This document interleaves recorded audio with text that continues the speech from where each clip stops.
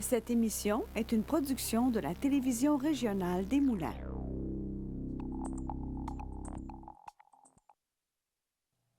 Aujourd'hui au bulletin, démission de Pierre Fitzgibbon. Le Parti québécois veut prendre la relève.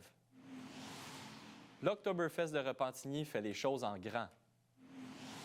Et entrevue avec la ferme 33 hectares et la Société d'horticulture et d'écologie des Moulins. Je suis Charles Lantier et bienvenue à votre bulletin d'actualité régionale.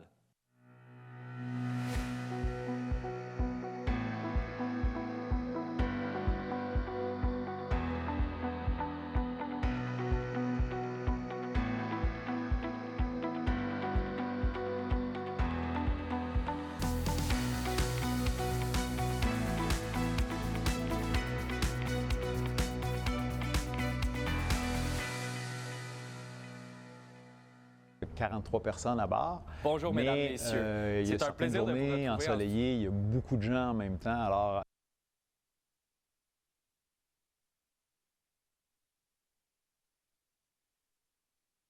Ouvrir l'actualité régionale. Tout au long de la saison estivale, on vous a retrouvé en fait avec les capsules Lanaudière en action.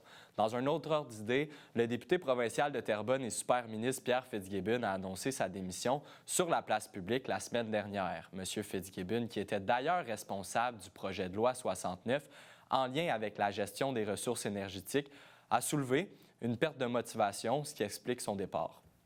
J'ai pu m'entretenir avec le chroniqueur politique Mathieu Bélanger à cet égard. On l'écoute. Du gouvernement caquiste qui annonce que sa démission. Pourquoi? Parce qu'il a perdu le goût, essentiellement, parce qu'il a perdu la motivation. Il a déposé en juin dernier un projet de loi important touchant l'énergie, touchant notamment les tarifs d'hydroélectricité, le développement, la vision de l'hydroélectricité, en particulier dans tout ce qui est la filière batterie. Donc, bref, un gros projet de loi qui n'a pas encore été débattu puisque c'est à la toute fin de la session parlementaire qu'il a déposé en juin dernier. Et c'est lui, comme ministre, qui était censé être la personne qui allait suivre ce projet de loi-là, et le présenter l'expliquer et le modifier le cas échéant en Chambre. Maintenant qu'il a démissionné, ben, ça a pris quelqu'un d'autre, la députée Mme Fréchette, qui devient ministre. Lui, ce qu'avait voulu Pierre Fitzgibbon, c'était initialement dire ben, je vais travailler ce projet de loi-là, le faire adopter, puis en décembre, quand probablement que le projet de loi aurait été adopté, ben là, je vais quitter.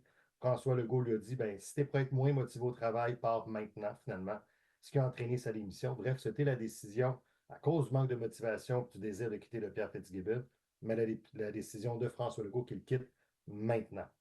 L'impact que ça a, ben, le projet de loi est un peu remis en question. On a vu les partis d'opposition demander à ce que le projet de loi soit carrément retiré, puisque le ministre porteur n'est plus là pour porter le ballon. La CAQ dit non, ça veut juste être un autre porteur de ballon différent, mais c'est sûr que ça remet en question la philosophie derrière le projet de loi, la vision, même si c'est beaucoup François Legault qui était derrière ça, mais quand même. Et surtout dans l'immédiat, en ce qui nous concerne, nous, dans la région, ben, d'ici 6 mois, il y aura, c'est prévu par la loi, donc d'ici 6 mois, il y aura une élection partielle dans la circonscription de Terrebonne pour élire quelqu'un d'autre. Les différents partis politiques sont déjà en train de s'activer depuis l'annonce de la démission du député de Terrebonne. Mais certains partis ont déjà une longueur d'avance selon les sondages. Écoutons Mathieu Bélanger. Clairement, le Parti québécois sait lire les sondages et les tendances historiques comme n'importe qui regarde un petit peu ça. La circonscription a presque toujours été péquiste.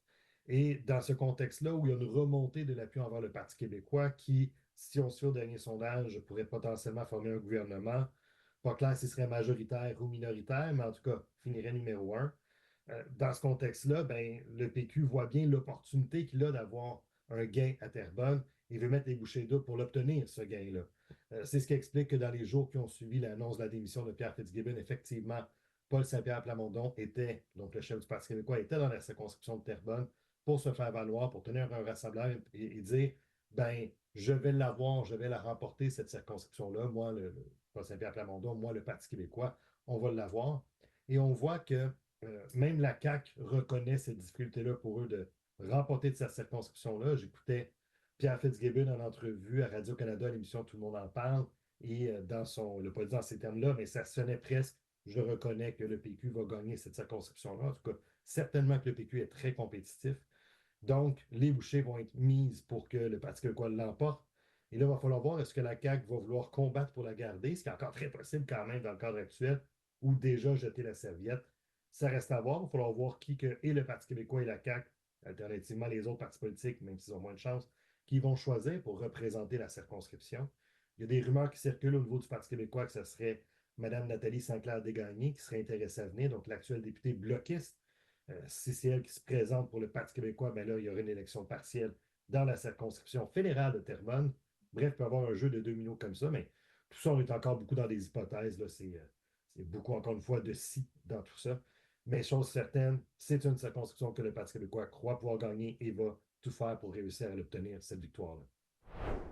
En effet, le Parti québécois et ses 4 députés ainsi que sa porte-parole ont débarqué jeudi dernier dans le Vieux-Terrebonne afin de souligner leur présence dans cette course à la tête de la circonscription de Terrebonne.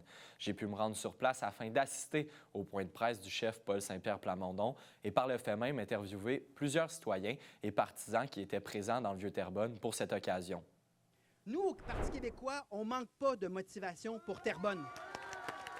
Bien, évidemment, ce qu'on fait, on démontre une chose là, avec, dans un délai de 24 heures, une visite à Terrebonne. On démontre que ça nous tient à cœur et on démontre qu'on travaille avec la population sur ce qui est de plus urgent. Ça va donner lieu à des annonces qui sont vraiment enracinées dans la réalité et dans des problèmes là, très concrets pour lesquels le gouvernement soit n'a rien fait ou a laissé une détérioration de la situation. Donc, c'est ça le signal qu'on envoie. On s'en va d'une certaine manière travailler sur les enjeux qui nous seront apportés par la population. Et aussitôt que le signal de départ de cette campagne aura lieu, donc on aura des solutions en fonction de ce que les citoyens attendent de leur gouvernement. Et on sera en mesure de faire une différence beaucoup plus grande que celle que l'hypothèse d'un 80 ou d'une 88e député caquiste qui n'a pas le droit de parole, comme c'est malheureusement le cas dans plusieurs régions du Québec. Évidemment, demeure le mystère des délais dans lesquels la CAQ a l'intention de déclencher.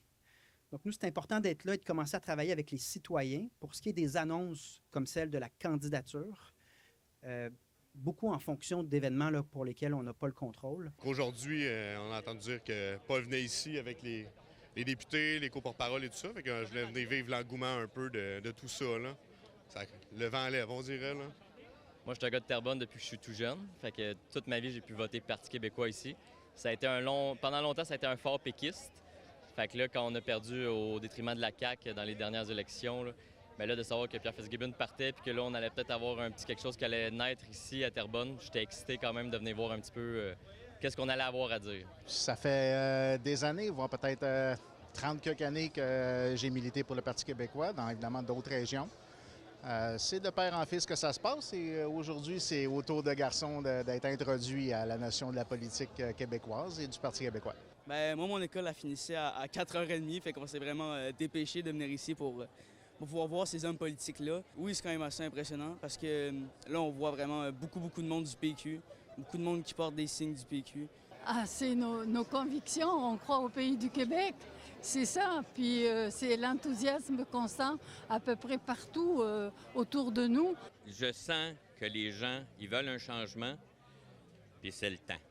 Il faut faire ça. Il faut que le Terrebonne retourne au Parti québécois.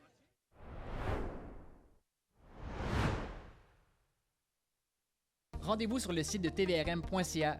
Consultez votre programmation, vos émissions et l'actualité dans l'anneau d'hier. Si vous désirez revoir ou si vous avez manqué un épisode, n'ayez crainte, toutes vos émissions se retrouvent sur votre site Internet. Devenez membre de TVRM, c'est contribuer au développement de sa mission et de sa communauté. Ne manquez pas votre bulletin en direct le mardi et le jeudi midi pour être informé de tout ce qui se passe dans votre région et plein d'autres émissions sur votre communauté. La télévision régionale des Moulins, pour voir et être vu.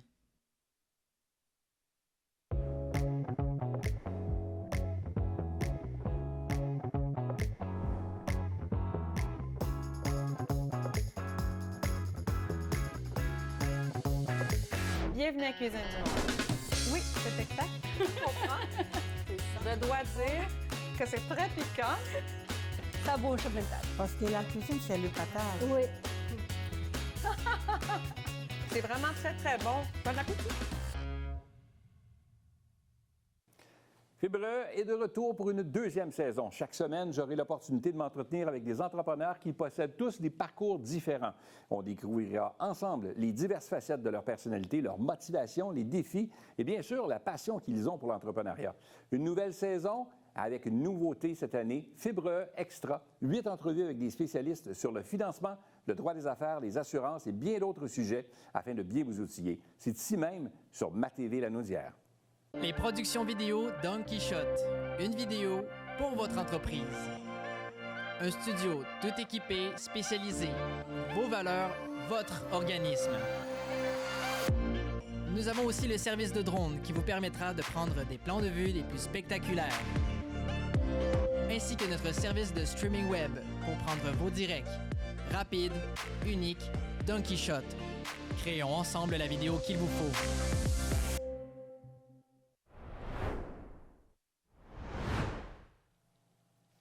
C'est cette fin de semaine qu'avait lieu l'Oktoberfest de Repentigny au parc de l'Île-Lebel. Pour sa 17e édition, l'Octo continuait de viser grand avec une multitude de microbrasseries, de la nourriture et des spectacles. On écoute le reportage.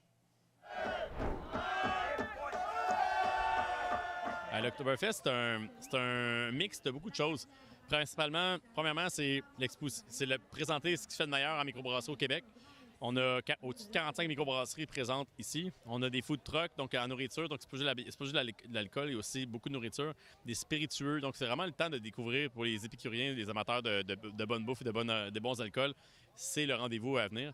Mais mixé avec ça, il y a toute une programmation super riche. Donc, on a une scène musicale, une scène humoristique, on a des ateliers de dégustation, on a une scène de barbecue, de présentation de barbecue. On a beaucoup de choses à l'Oktoberfest. En plus, on a une zone pour la famille parce qu'on sait que l'Oktoberfest, c'est pour tous les âges. Moi, je suis très heureux. On a ouvert à 3 heures. Mon équipe était prête. On était tous prêts à 3 heures à ouvrir les pops. C'était vraiment smooth. Fait que ça preuve qu'après 17 ans, je pense qu'on a la main pour organiser un événement de l'ampleur de l'Oktoberfest. Le festival le plus important pour nous, c'est l'Octo de Repentigny, c'est sûr, étant de la Lanaudière. Fait que c'était important d'avoir un partenariat en renforcé parce qu'il y a une dizaine d'années, on avait fait une bière partenariat avec l'Octo. Puis là, on est revenu avec une Gauze, qui était la Gauze en temps, mais là, la Gauze sans alcool, qui est vraiment une nouveauté super intéressante, je pense, pour un festival de bière, de démontrer la tendance, mais aussi la responsabilité qu'on a. Moi, je suis un gros fan de l'alterne-alcool, c'est-à-dire une bière avec alcool, une sans alcool. Fait que les gens vont pouvoir découvrir une excellente bière sans alcool. Ensuite de ça, à notre kiosque, bien sûr qu'on offre notre gamme authentique, c'est-à-dire un produit par style, là, notre blonde, notre IPA, notre rousse. Mais aussi, on fait découvrir d'autres produits comme notre gamme moderne, qu'on a 3 sûrs, donc aux framboises, aux mangues puis aux pêches. C'est notre première année qu'on est ici. Ça fait 1 an qu'on a parti notre nouvelle usine de prod à Sainte-Mélanie. On est super content d'être là. C'est une belle occasion justement de faire découvrir nos bières un peu plus dans la Lanaudière. Les gens sont généralement vraiment contents, mais c'est le fun aussi justement. On peut jaser avec les gens. C'est une belle occasion. C'est une occasion de goûter des bières, boire des bières, avoir du plaisir, mais c'est aussi une occasion de discuter avec les festivaliers. Je pense que les autres sont contents. Nous autres aussi, on est contents de faire ça. Tout le monde est heureux finalement, là. C'est le fun. C'est une belle place pour découvrir en plus des produits québécois. Des produits qu'on aime, des produits d'ici. On a tout le temps des belles surprises. On part tout le temps le ventre bien rond, bien rempli. On en profite de faire un événement familial. Ma famille est à Québec, ils viennent nous rejoindre. On passe la fin de semaine ensemble puis on vient prendre un verre. C'est le fun de pouvoir venir avec les enfants et qu'ils soient les bienvenus aussi. Il y a des endroits aussi le fun pour ceux qui allaitent avec les jeunes. Puis il y a des jeux en masse. Je pense que tout le monde peut trouver chaussures à son pied. Là. On ne sait pas encore si on reste pour le spectacle. Honnêtement, tu m'apprends qu'il y a un spectacle ce soir. Là. Les Cowboys fringants, pour vrai? Hommage? Ouais, non, mais oui, absolument. Est-ce qu'on reste? On reste-tu?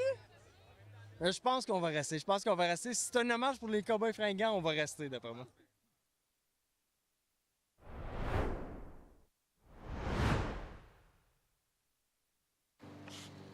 Hey, Marc. Regarde ça. Oh! Il roule lentement. Des voleurs, c'est clair. Ils viennent faire du repérage le jour. Ils reviennent voler le soir. Des bandits. De la racaille. Des crapules. Dans la ferme à Mathurin, ia. Je dors sur le balcon ce soir. Je vais aller faire du café.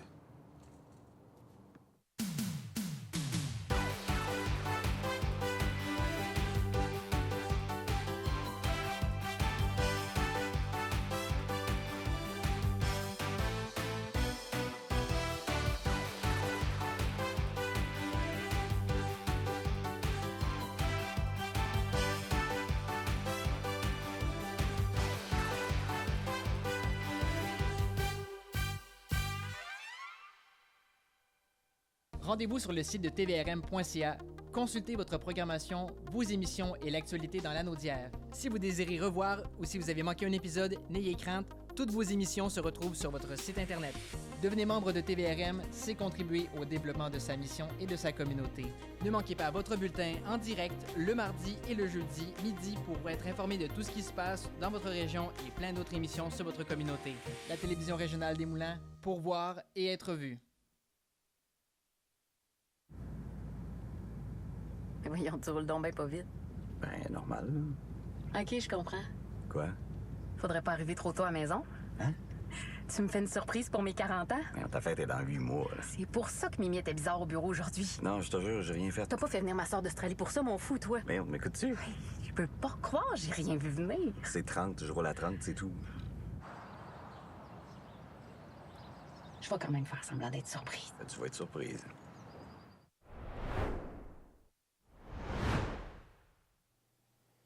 La ferme 33 hectares de Mascouche tiendra une journée d'activité ce dimanche, le 15 septembre. Et pour en parler, je reçois Mme Véronique Charret de 33 hectares et Mme Joanne Beaulieu de la Société d'horticulture et d'écologie des Moulins. Bonjour, mesdames. Bonjour. Premièrement, parlez-moi un petit peu de 33 hectares. En fait, on est un OBNL qui est situé au 1440 Côte-Georges à Mascouche. Il y a peu de gens de la région qui nous connaissent, mais ça va faire depuis 2020 que l'OBNL existe. Dans le fond, c'est un projet qui a pris place au verger de Papidane. Dans le fond, c'est les propriétaires qui ont voulu laisser leur terre à la communauté dans le but de rendre accessible une terre agricole pour la communauté et pour des projets agricoles. Évidemment, avec une vocation de développement durable. Vous pouvez continuer peut-être en me parlant de la journée que vous proposez là, ce dimanche, une journée d'activité là, ouverte à tous, je crois. Exactement, c'est ouvert au grand public. Dans le fond, la Société d'horticulture et nous avons décidé de faire ce bel événement où le conférencier Yves Gagnon viendra faire une belle conférence en parlant vraiment de tout ce qui est écologique, de la nature. En ce moment, on vit de grands bouleversements écologiques. Il veut nous inciter à changer un peu notre rapport par rapport à l'environnement, à la nature. Donc, il va y avoir des surprises, évidemment. On va avoir le parc qui est aménagé pour nos enfants, les aires de pique-nique qui vont être disponibles. Il y a le labyrinthe de maïs aussi qui va être disponible pour les gens qui veulent venir faire un tour. Les jardins qui vont être en visite aussi durant l'événement. Donc, il y a plusieurs choses qui vont être en place durant cette journée-là. On va avoir des producteurs locaux, des artisans qui vont être sur place aussi. Et évidemment, les organismes qui vont être comme là. nous, on a un volet écologique à la Société d'horticulture, donc on fait un partenariat, puis ce ne sera pas le premier. Là. On prévoit s'associer dans le futur pour d'autres projets. Donc, je pense que l'écologie, c'est important de promouvoir l'écologie sur différentes formes. Celle-là, c'en est une. Puis concrètement, est-ce que la Société d'horticulture va offrir un kiosque d'information? Oui, on va avoir un kiosque d'information. On va donner nos dépliants avec notre horaire de conférence pour l'année. Et puis, on va vendre aussi des livres, des plantes. On est là pour répondre aux questions des gens aussi. Si les gens veulent devenir membres aussi, on a des cartes membres. Parfait. Puis c'est vraiment un public de tous âges, là, les jeunes comme les moins jeunes, les parents. Tout à fait. En fait, on veut rejoindre les gens de toutes les générations. Nous, en fait, les activités qu'on organise sur la Terre sont toujours visées vers toutes les générations, que ce soit du plus petit qui vient cueillir ses propres légumes, ses propres fruits, avec la personne âgée à côté de lui pour lui montrer le savoir qu'il a par rapport à transmettre les connaissances. Oui, exactement. La transmission des connaissances, c'est tellement important. Puis de garder aussi cette culture-là, parce que, tu sais, nos enfants pensent en ce moment que nos fruits puis nos légumes poussent ces étalages. Donc, c'est un peu dommage de perdre cette culture-là, évidemment.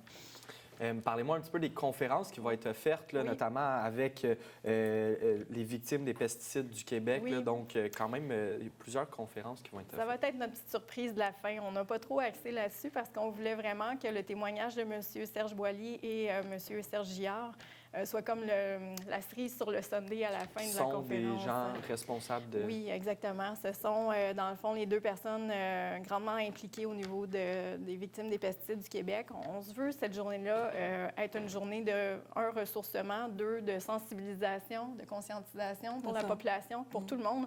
C'est pas pour taper sur les doigts à qui que ce soit, c'est simplement d'arriver à changer nos mentalités pour Prendre arriver, conscience, oui, avoir des meilleures habitudes de vie, une meilleure pensée par rapport à l'environnement, la nature, tout simplement, d'avoir des pratiques durables dans notre quotidien, tout simplement. Oui. Les gens vont aussi pouvoir poser leurs questions à ces intervenants-là, j'imagine? Oui, tout à fait. On a, après, il va y avoir comme un petit goûter là, que les gens vont pouvoir discuter entre eux. Donc, ça va être très intéressant de pouvoir avoir les points de vue de chacun. Oui. Parlez-moi un petit peu de l'horaire de la journée. Là. Les gens sont attendus pour 14 heures, oui, si je crois. Exactement. De 14 h à 15 h, on ouvre le site. Donc, ça va être l'accueil. On va faire la visite des jardins, la visite des kiosques et tout ça sur place. Les gens vont pouvoir se procurer soit des informations ou encore des produits. Puis ensuite, la conférence va commencer avec M. Gagnon à partir de 3 h. Et de 3 h jusqu'à 4h30, 5 h, on va avoir la partie conférence qui va se donner avec une pause. Et puis après ça, c'est un 5 à 7. On dit 5 à 8. Là, dans le fond, on ouvre le site jusqu'à 8 h. Donc, de 5 à 8 h, les gens vont pouvoir profiter du site comme ils le veulent. Puis, on va avoir un goûter avec les mocktails qui vont être servis à ce moment-là.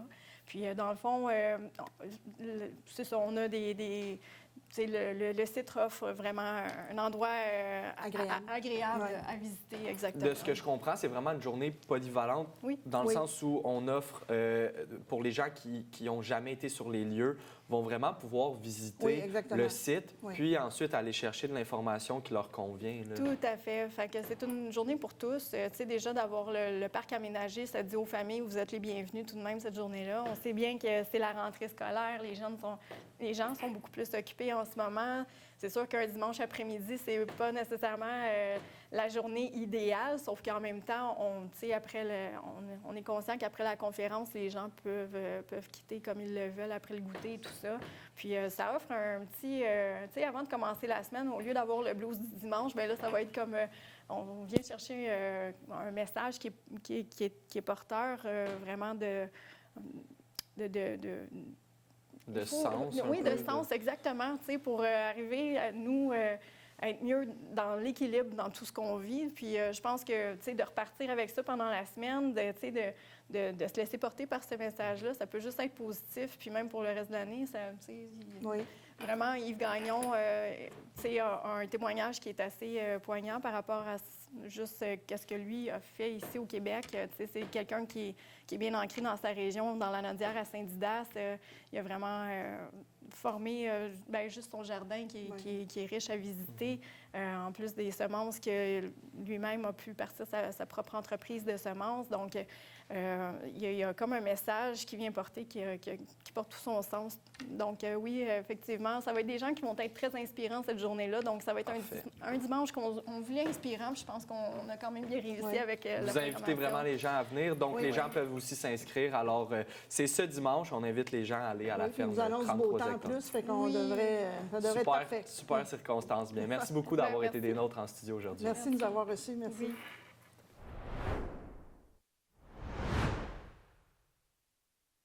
Rendez-vous sur le site de tvrm.ca. Consultez votre programmation, vos émissions et l'actualité dans l'Anaudière. Si vous désirez revoir ou si vous avez manqué un épisode, n'ayez crainte, toutes vos émissions se retrouvent sur votre site Internet. Devenez membre de TVRM, c'est contribuer au développement de sa mission et de sa communauté. Ne manquez pas votre bulletin en direct le mardi et le jeudi midi pour être informé de tout ce qui se passe dans votre région et plein d'autres émissions sur votre communauté. La télévision régionale des Moulins, pour voir et être vue.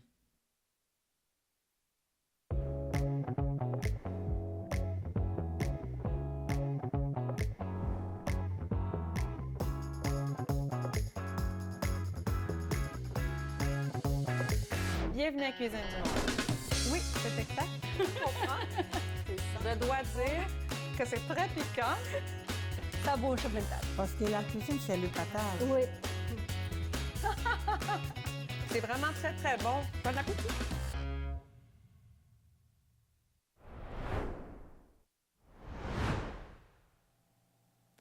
Plus tôt dans le bulletin, il était question de la série de reportages La Nodière en action. Un des épisodes, en fait, avait pour sujet le pompier de Terrebonne, Martin Marchand, qui s'apprêtait à quitter le pays pour effectuer un périple le long de la route 66 aux États-Unis.